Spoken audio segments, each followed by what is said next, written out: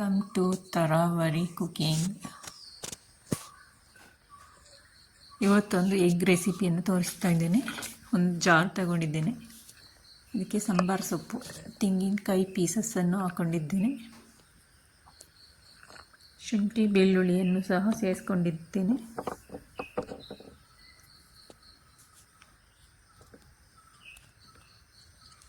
ಹೊಸದಾಗಿ ನೋಡುವವರು ಸಬ್ಸ್ಕ್ರೈಬ್ ಮಾಡಿಕೊಂಡು ವಿಡಿಯೋವನ್ನು ವಾಚ್ ಮಾಡಿ. ಕೆಳಗೆ ಕೊಟ್ಟಿರುವಂತಹ ಬೆಲ್ ಐಕಾನ್ನ ಪ್ರೆಸ್ ಮಾಡಿ. ಆಲ್ ಅಂತ ಇರುತ್ತೆ, ಅದನ್ನು ಪ್ರೆಸ್ ಮಾಡಿ. ನಾನು ಹಾಕಿರುವಂತಹ ಎಲ್ಲ ವಿಡಿಯೋಗಳು ನೀವು ನೋಡಬಹುದು. ವಿಡಿಯೋ ನೋಡಿ ಲೈಕ್ ಮಾಡಿ. ಇಷ್ಟ ಆದರೆ ಕಾಮೆಂಟ್ ಬಾಕ್ಸ್ನಲ್ಲಿ ಕಮೆಂಟ್ ಮಾಡಿ ನಿಮ್ಮ ಅಭಿಪ್ರಾಯವನ್ನು.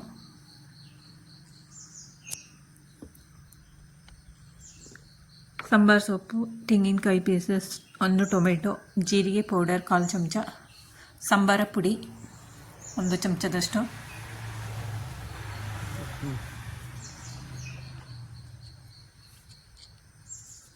ಕಾಳು ಮೆಣಸಿನ ಪೌಡರನ್ನು ಹಾಕೋಬೇಕು. ಇಲ್ಲಿ ವಿಡಿಯೋ ಮಿಸ್ ಆಗಿದೆ. ಒಂದು ಚಿಕ್ಕ ಆನಿಯನನ್ನು ಸಹ ಸೇರಿಸ್ಕೊಳ್ತಾ ಇದ್ದೇನೆ. ಎಲ್ಲವನ್ನು ಚೆನ್ನಾಗಿ ಗ್ರೈಂಡ್ ಮಾಡಿಕೊಳ್ಬೇಕು. ಒಂದು ಫ್ರೈ ಪ್ಯಾನ್ ಬಿಸಿಗಿಟ್ಟು ಅದಕ್ಕೆ ಒಂದು 4 ಚಮಚದಷ್ಟು ಎಣ್ಣೆಯನ್ನು ಹಾಕ್ಕೊಳ್ತಾ ಇದ್ದೇನೆ. ಎಣ್ಣೆ ಬಿಸಿಯಾದ ನಂತರ ಸ್ವಲ್ಪ ಸಾಸಿವೆಯನ್ನು ಸಹ ಹಾಕ್ಕೊಳ್ಬೇಕು.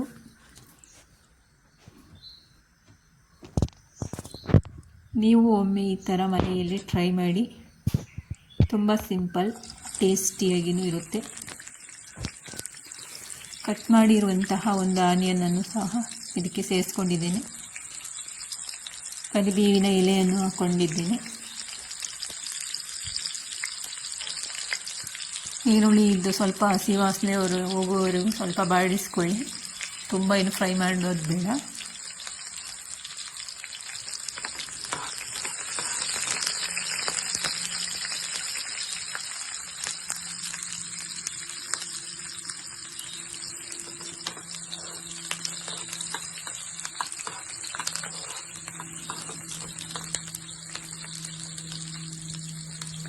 ಅರ್ಜೆಂಟಿಗೆ ಎಗ್ ಕರಿ ಮಾಡೋದ್ರೆ ಈ ಥರ ಒಮ್ಮೆ ಟ್ರೈ ಮಾಡಿ ನೋಡಿ.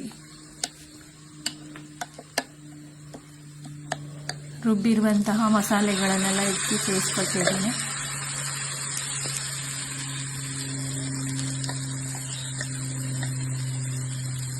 ಎಣ್ಣೆಯಲ್ಲೇ ಒಂದು 10-15 ನಿಮಿಷ ಬೇಯಿಸಬೇಕು. ಇದನ್ನು ನೀರು ಹಾಕದೇನೆ ಇದರಲ್ಲಿರುವ ಹಸಿ ವಾಸನೆ ಎಲ್ಲ ಹೋಗಬೇಕು.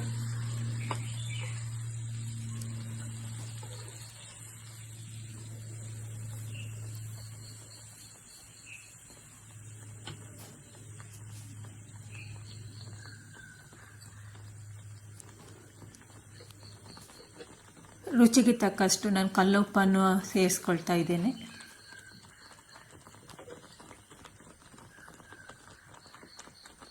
ಅಚ್ಚ ಖಾರದ ಪುಡಿಯನ್ನು ಸಹ ಹಾಕ್ಕೊಂಡಿದ್ದೇನೆ, 1 ಚಮಚದಷ್ಟು.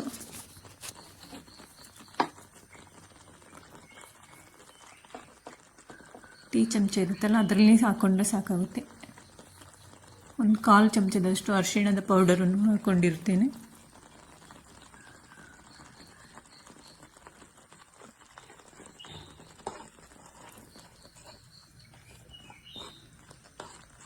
ಗರಂ ಮಸಾಲವನ್ನು ಸಹ ಹಾಕ್ಕೊಳ್ಳಿ. ನೀವು ವಿಡಿಯೋ ಮಿಸ್ ಆಗಿದೆ.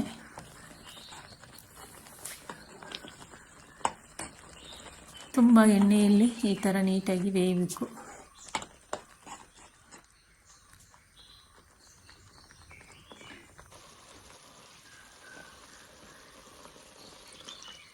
ಮಿಕ್ಸಿ ಜಾರಿಗೆ 1 ಕಪ್ಪಷ್ಟು ನೀರು ಸೇರಿಸಿ ಈ ಥರ ಹಾಕ್ಕೊಳ್ಬೇಕು. ತುಂಬ ನೀರಾಗಿ ಮಾಡೋದು ಬೇಡ, ಸ್ವಲ್ಪ ಗಟ್ಟಿ ಗ್ರೇವಿ ಥರ ಇದ್ದರೆ ಸಾಕಾಗುತ್ತೆ.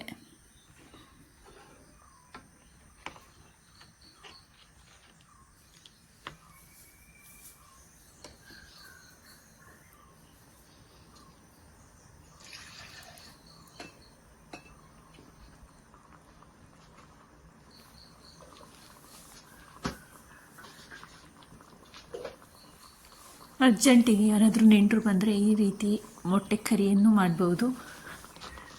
ಮೊಟ್ಟೆ ಬೇಯಿಸಿ ಅದನ್ನು ಸಿಪ್ಪೆ ತೆಗೆದು ಮಾಡೋದಕ್ಕಿಂತ ಇದು ಈಸಿಯಾಗಿರುತ್ತೆ. ಈ ಥರ ಸಾರು ಮಾಡಿಕೊಂಡ್ರೆ. ನಾನು ಹುಳಿ ರಸವನ್ನು ಹಾಕ್ಕೊಂಡಿದ್ದೇನೆ. ನೀವು ಹುಳಿ ರಸವನ್ನು ಹಾಕೋಬೋದು, ಇಲ್ಲಾಂದರೆ ನಿಂಬೆಹಣ್ಣಿನ ರಸವನ್ನಾದರೂ ಹಾಕೋಬೋದು.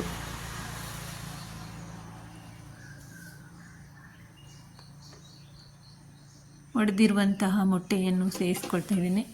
ಐ ಫ್ಲೇಮಲ್ಲಿ ಇಡೋದು ಬೇಡ, ಸ್ಲಿಮ್ಮಲ್ಲಿಟ್ಟರೆ ಸಾಕಾಗುತ್ತೆ. ಇಲ್ಲಾಂದರೆ ಮೊಟ್ಟೆ ಎಲ್ಲವೂ ಕರಗಿ ಹೋಗುತ್ತೆ. ನೀವು ಎಷ್ಟು ಬೇಕಾದರೂ ಮೊಟ್ಟೆಯನ್ನು ಹಾಕೋಬೋದು, ಸೇರಿಸ್ಕೊಳ್ಬೋದು.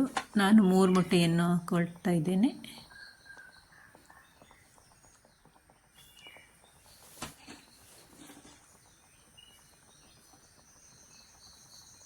ನೀವು ಜಾಸ್ತಿ ಮಾಡಿದ್ರೆ ಡಬಲ್ ಕ್ವಾಂಟಿಟಿ ಮಾಡ್ಕೊಳ್ಳಿ. ಮಸಾಲೆಗಳೆಲ್ಲವನ್ನು ಹಾಕಿದ ತಕ್ಷಣ ಕೈಯೇ ಸೌಟ್ ಹಾಕೋದು ಬೇಡ, ಎಲ್ಲ ಪುಡಿ ಆಗುತ್ತೆ. ಒಂದು 10 ನಿಮಿಷ ಬಿಟ್ಟಾದಮೇಲೆ ಈ ಥರ ಮಗುಚಿ ಹಾಕಿ ಬೇಯಿಸ್ಕೊಳ್ಬೇಕು.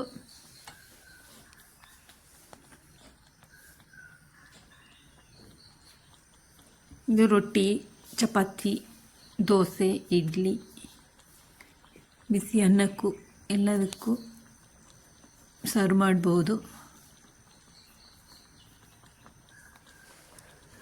ಸಿಂಪಲ್ಲಾಗಿ ಟೇಸ್ಟಿಯಾಗಿಯೂ ಇರುತ್ತೆ. ನೀವು ಒಮ್ಮೆ ಈ ರೀತಿ ಮನೆಯಲ್ಲಿ ಟ್ರೈ ಮಾಡಿ. ಫೈನಲಿ ನಮ್ಮ ಮೊಟ್ಟೆ ಕರಿ ರೆಡಿ ಆಯಿತು ನೋಡಿ.